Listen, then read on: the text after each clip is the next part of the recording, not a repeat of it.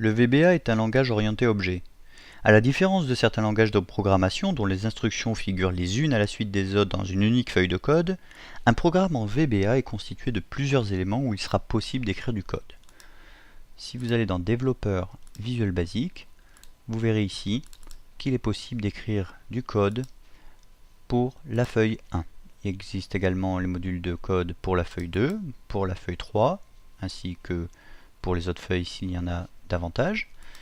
Il est possible d'écrire du code pour ThisWorkbook, qui représente le fichier XLSM. Il est possible également d'en écrire pour les user forms, les fenêtres personnalisées, où il y a des boutons, des zones de texte, des labels, et en double-cliquant, ensuite, vous pouvez écrire du code pour tel ou tel objet. Nous verrons ça plus tard.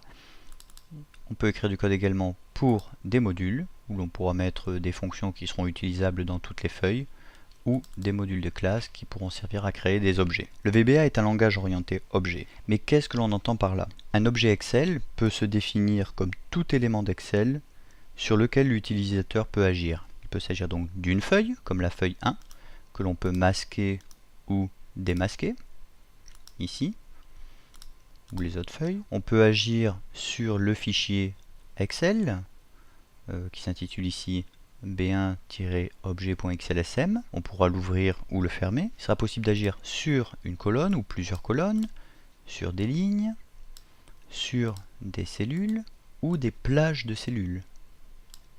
Par exemple, pour une plage de cellules, on pourra créer un quadrillage avec le code.